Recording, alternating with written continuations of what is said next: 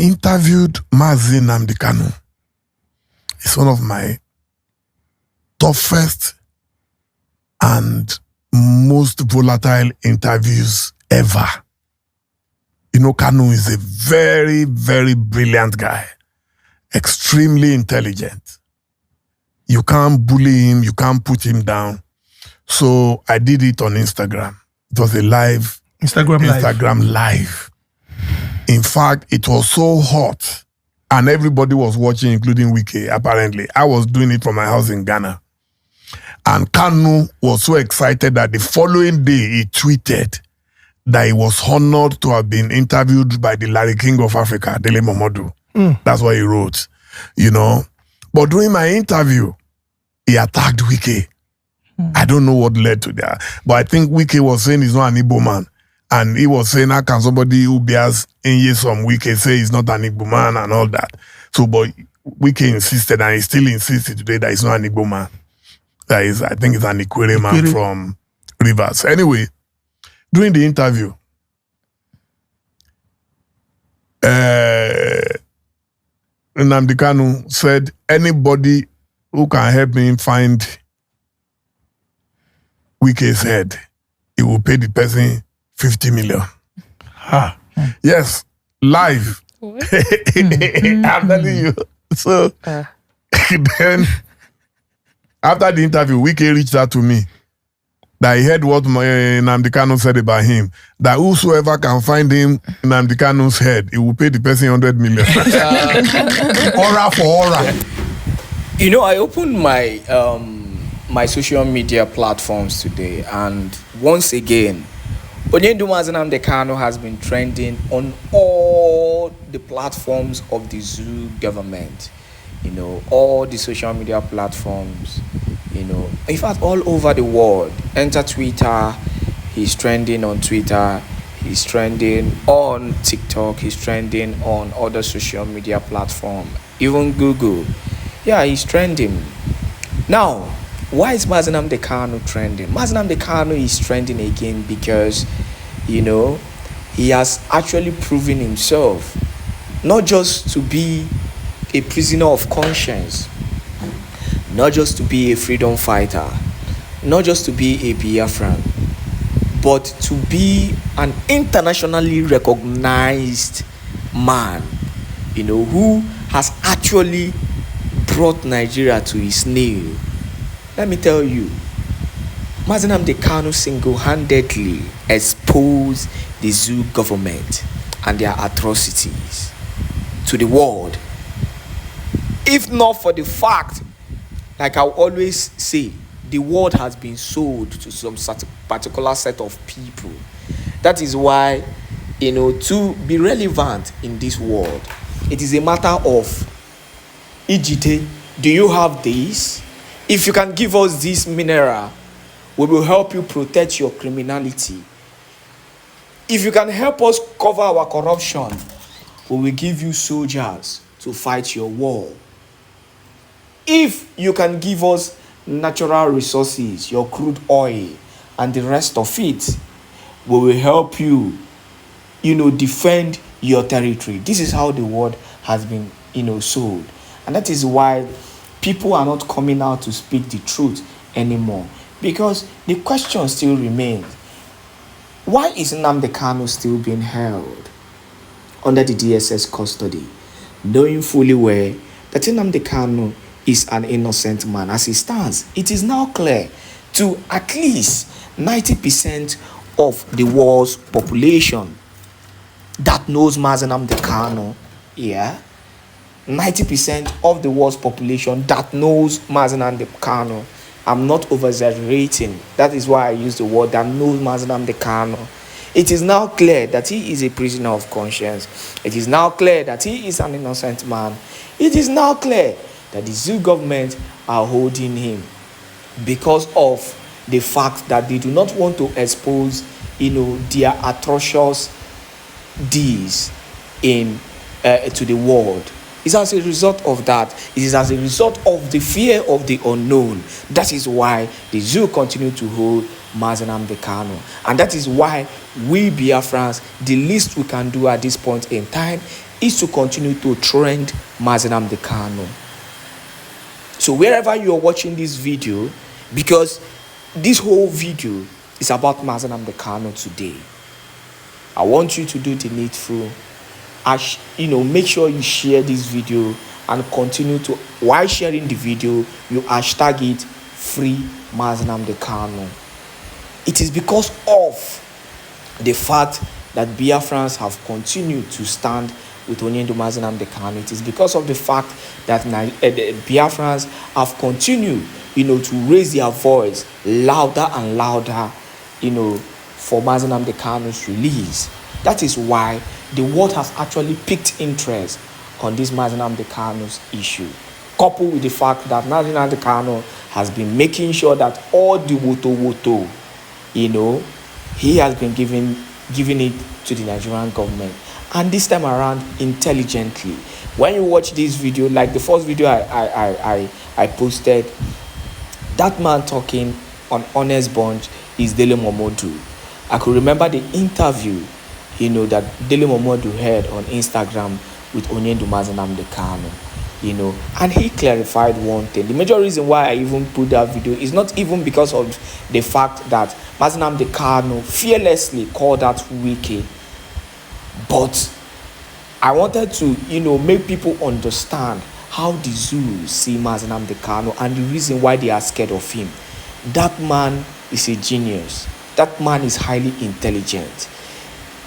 And he knows his right to the core because of his high level of intelligence.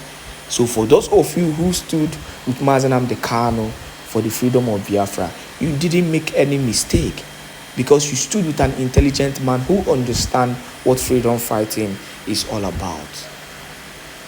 I want you to watch this interview from Arise Media, or Nnamdi Kanu also, where they were able to dissect and also, decipher, some certain issue concerning Nnamdi Kanu and the whole ordeal and shenanigan that is happening in the judicial system. The judicial system of the zoo, have actually gone upside down because of this Nnamdi Kanu's case. Oh man, everybody is scared, and that is just the reality. To what end? You know the truth, but you're trying to cover the truth because of the fact that you are scared of the unknown. Why don't you give justice to this innocent man? We Biafrans stand together to continue to fight for justice and freedom of Nnamdi Kanu. We say, free Nnamdi Kanu. Make sure you're sharing this video to as many groups and platforms as possible as you enjoy this wonderful, analysis of Nnamdi Kanu. So much wasted time and red flag screaming violation of constitutional rights everywhere. The terrorism case of the state versus the separatist IPOB leader Nnamdi Kanu is due to restart under a new judge. The move brings to an end just one chapter of what appears to be a never-ending story, replete with allegations against the former presiding judge of toxic bias. And as Mr. Kanu and his legal team prepare for this new round under a fresh judge, the stage could be set for a judicial process that may be forced to redefine the delicate balance between free speech and national security in Nigeria. With the government accusing Mr. Kanu of making broadcasts that incite public violence and threaten Nigeria's unity, and Mr. Kanu denying all accusations and insisting on his right to advocate for self-determination, how much can the fundamental right to express oneself freely, as guaranteed by the Constitution, be circumscribed by the need to protect the security of the nation? And if that right to freedom of expression is to be limited on national security grounds, how proportionate must it be? Well, for more on all this, I'm joined now in the studio by the former Attorney General and Commissioner for Justice in Imo State, Chukwuma Machuku Ume, who is a senior advocate of Nigeria, who advises Nnamdi Kanu's legal team. Thank you very much indeed for coming in. Thank you, Noble, Charlie. Thank you very much. Does it feel like this time we are getting to a place in the incarceration saga of Nnamdi Kanu that we haven't been before?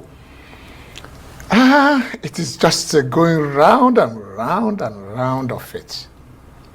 And that is why I made my letter to the president. That's the second Yeah, time. I'm going to come to that in a minute. Yes. But let's just go sequentially. Yes. Yes, we're about to start a new journey now. But my question now is, why running when we're in the wrong direction? That's my problem. Why running when we're in the wrong direction? This matter of Nnamdi Kanu, can it only be settled in court? Is it the only way? Is that the best way to approach it? That's a good point. When the political issues come like... Take it, as I said, sequentially. Good. A much higher level of positive signals coming as a result of the prompt administrative intervention of Nigeria's Chief Justice, which appears to have broken, as we mentioned at the outset, the impasse over the request for a new judge to handle the matter. How much does that mark a significant shift in the proceedings? Yes, the proceeding was stalled because he heard what Nnamdi Kanu said. He doesn't want to be tried by the same way. He raised up some legal issues. And then I think he wrote a letter to the CJN and asked for that it be intervened. Yes, a new judge, I think, have been appointed now, have been assigned the case, and I think a hearing notice have been issued. So we start a new plate. But at the end of the day, is that the best solution? Yeah, but as I said, we're taking this sequentially. We're going to get to what the other potential solutions are. We're going to get to the letter that you've written, all of that. But do you know who the new judge is? Or you're not prepared to reveal it yet? I think I had a discussion with the good friend, the special counsel, Lawyer Jimako. We had a discussion about it, but then I'm not too sure that's what I'm going to keep talking here, because it is something that will envelop itself. Right, so Yes. you guys are not prepared to reveal who the new judge is. I mean, what's the big deal? Changes take place. My father told me to live is to change, and to be perfect in life is to have changed often. So until it appears before a judge, that's when we know. Right. We Okay. don't know who we said, I'm no longer, please, I'm not interested in this thing. So at that stage, Right, it will okay. be unnecessarily.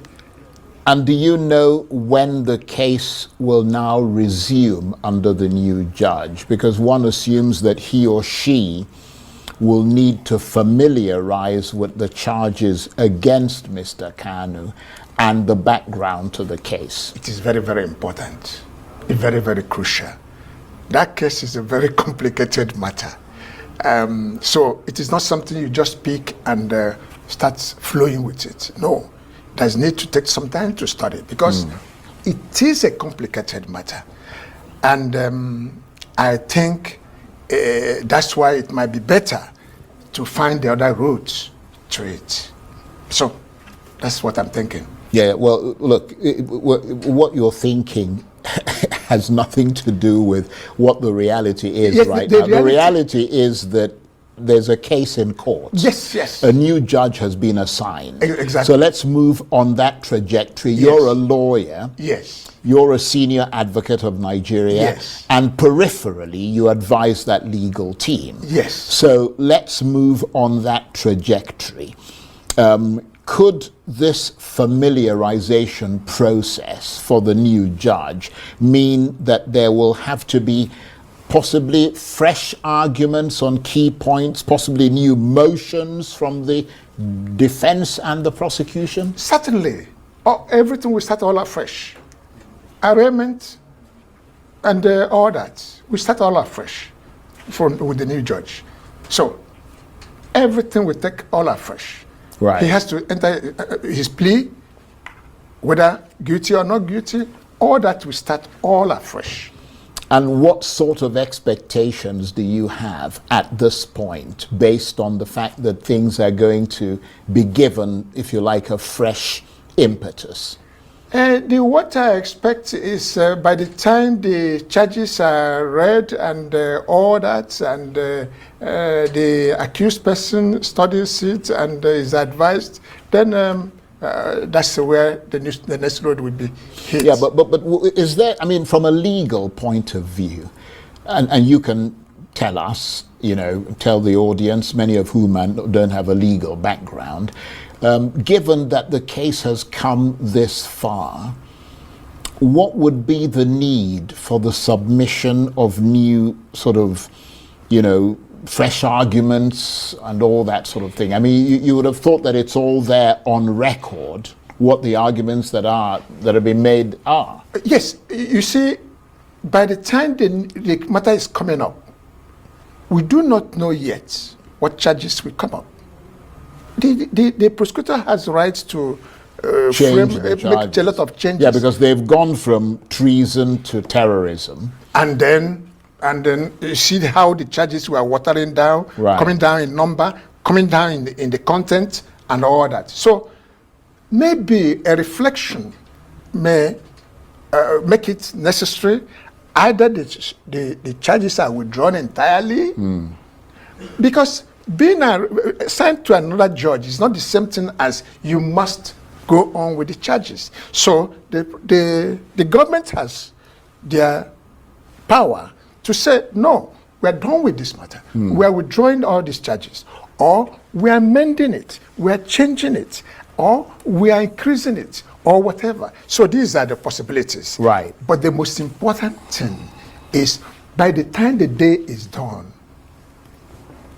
we might be asking, what is the best way out? Yeah, but for you, from your point of view, you being sort of the defense team, what would be the substance of your arguments in court when that case resumes again? Will it be along the same trajectory, that essentially this is an issue of freedom of speech and the right to pronounce that he wants self-determination? I guess the team will toe the line on the basis of what they will see as the charges. Yeah, they'll react to whatever is the charges. Right. So it is the charges that will determine what will be the reaction. Certainly, because it will not be proper to start building a defense to a case you have not even seen. Right. Yes. So that suggests that this is going to take another pretty long time again. Oh, certainly. Certainly, it's not going to be a Tea Party affair. It's certainly not going to be a Tea Party affair, because you are raising an issue that has a lot to do with the freedom of somebody, which leading him to either imprisonment or so. So certainly, it's not going to be a Tea Party affair. No, we're not suggesting that it will be a Tea Party. I mean, the point is that he's already been incarcerated for a long period of time. And what I'm saying is that the longer the case drags on, the longer it wears everybody down, doesn't it? Certainly. Yeah, but your expectation is that it's going to drag on for some time still. Our expectation is, my expectation is, posed on the line of some activities earlier, like the letter I'm talking about, is probably, but the next adjourned date, or whenever the hearing notice is given, that we might go there and a different toll gate is taken, and maybe the case will be withdrawn and right. But you don't have any idea at this point when you're all going to be appear in court again? I personally, I do not have, or I do not have the mandate to discuss it. To disclose it? Yes. But you may well have a sense of when it's going to happen. Just the court has the discretion. Right. Any day it wants, it will issue a hearing notice and say, appear before me. Right. And is it your expectation, let me put it in a different way, or at the very least your hope, that the new judge will prioritize a fair and speedy trial? Every judge is expected to be on the road of fair hearing, speedy trial. No, but obviously that did not, in your assessment, the assessment of your clients, didn't happen in the past with the previous judge. Yes. So that is why he wrote a letter, and the Chief Justice then intervened, and the Chief Judge of Abuja then, Federal High Court moved the case to another judge. Yes. What I'm saying is that, given that, is it your expectation that things will now move, given all the impetus behind it? Yes. That it'll move on a new trajectory? And the accused will certainly expect that, following the hindsight, what have happened in the past, that a new dawn will be there. And the matter will be moved in a more fairly way and in a more open manner and in a more speedy way. Right. So that's what we'll be expecting. But then what we're going to meet there, it will be assessed at the spot. And what has been Nnamdi Kanu's reaction to all of this? I understand you saw him recently. I do. Yes, the reaction is, of course, he made a point, and I think he has had, the points have been looked into, and I think the reality we have now is that the government or the judiciary, the CJN has seen a point to what he raised, and a new judge is assigned. So, I understand there were some points he was making to you about things he wanted to clarify with the public or something. Is that a fact? All he wanted to say is what is the best way? What is the best way to handle this matter? And that's why I wrote the letter I wrote. I did. Look, you see, Nnamdi Kanu's issue is a nation-building matter. It's a nation-building matter. So it is not something that we must do in this squeezy way of handling it without looking at the bigger picture of Nigeria. We have to put the bigger picture of Nigeria into place. Well, the government would argue that there are a number of issues here. One issue is arguably the wider political circumstances that gave rise to whatever it is that he did or said. The other one is the impact of whatever it is he said and did. And the government's argument is that the impact was one that created a restive environment in Nigeria, led to violence, and in those circumstances, if it is deemed by a court of law, to at least certainly the Attorney General, the prosecuting officers, to have led to the commission of violence and a crime, then obviously it would end up in a court. Yes, I get what you're saying. But there's something I want to ask you. So it's a matter of the determination of a court in that regard. No, please. That's not all that needs to be considered. No, I didn't say that's all that needs to be considered. Because but that's something that is to be considered. Yes. If it led to the commission of a crime or violence. There is one point more. If you see the nature of killing that has taken place in Nigerian states, rendering so many of our citizens to be in IDP camps, the murdering that have been taking place. You remember the 70 people killed in Benue State, the 100 killed in Benue State, all other states that were the aborigines were being killed. What has happened upon all these people? But the head of the Mieta Allah happened given a pardon. He have been freed.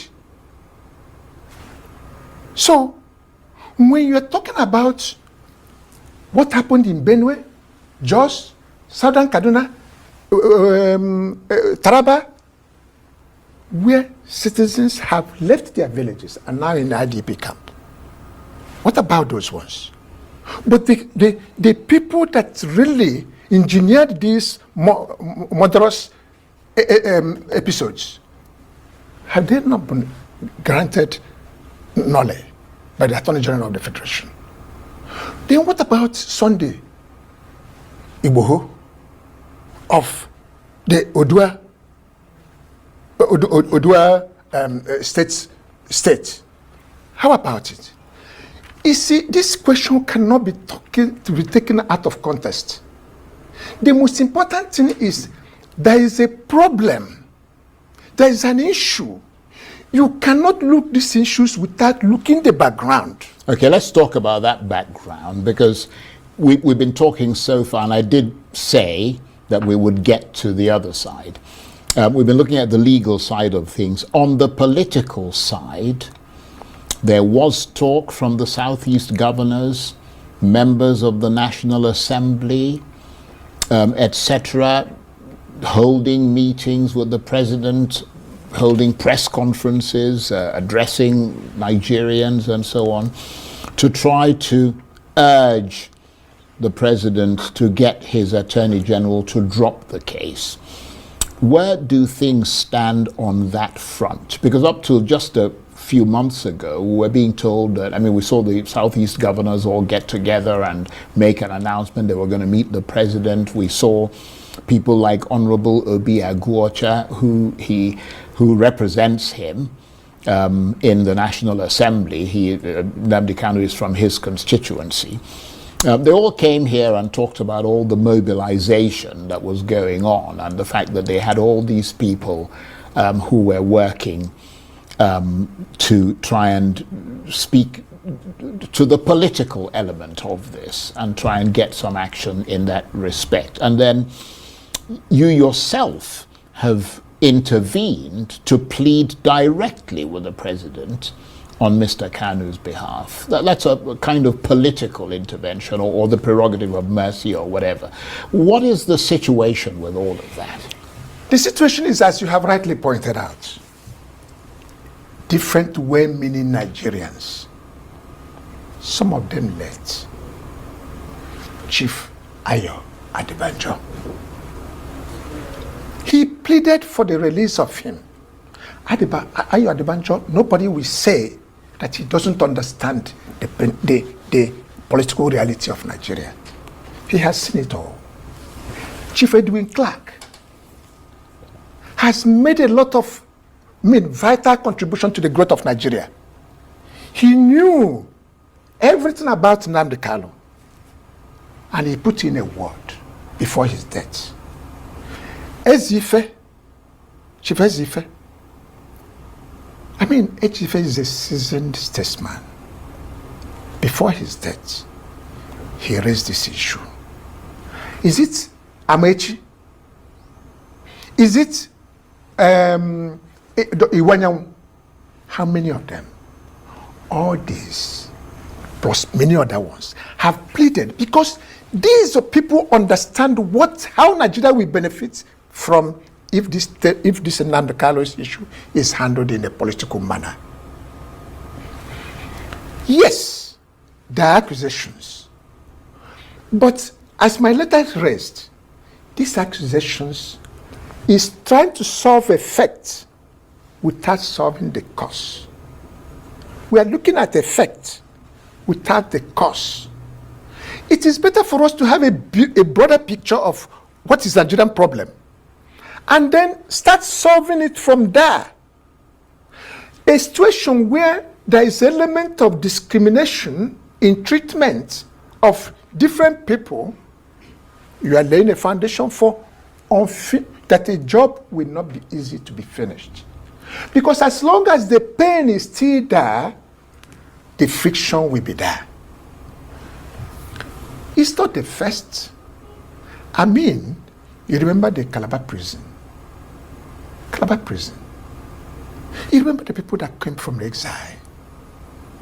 All these came and yet contributed to the growth of Nigeria.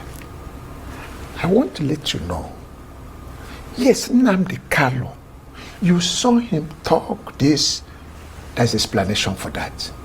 But the most important thing I want to let you know, and I think I have reason to believe so, is if he's released from this quagmire, if he's treated in a proper way, Nigeria will going to benefit far better. All these set-up crises going on in the East, those are crises that are being, staged, taking some advantages.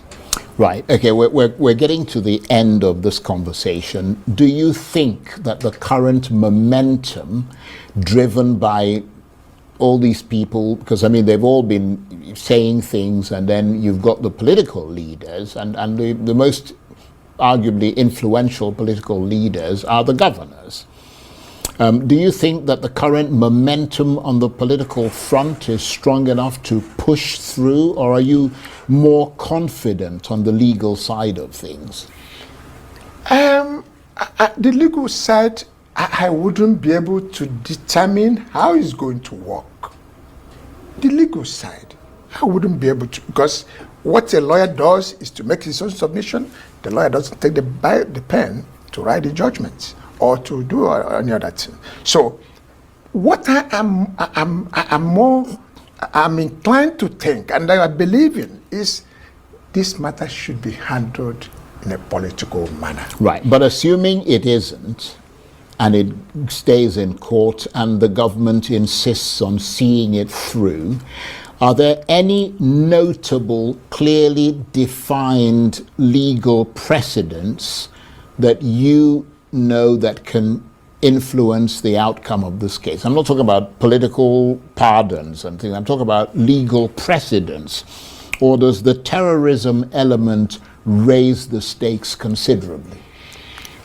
You see, it would be really too very assuming of me to start working on those pedigree. One, no, I said precedents. Until, of course, the precedents are many, but then that's not the issue now. The issue is until the charges are read, until the arraignment is done, and charges are read, right, and plea is taken. And when we cross all these crucibles, then we can start looking at the bigger picture. Right. But short of that, it will be a little bit presumption to think that what to do. A lot are still that open. But I think it serves this country better. It serves this country better that we handle this thing in a more matured way. Okay. You see what happened in Canada? Very briefly, because we're out of time. What happened in Canada? Quebec was trying to pull out. What did Canada do?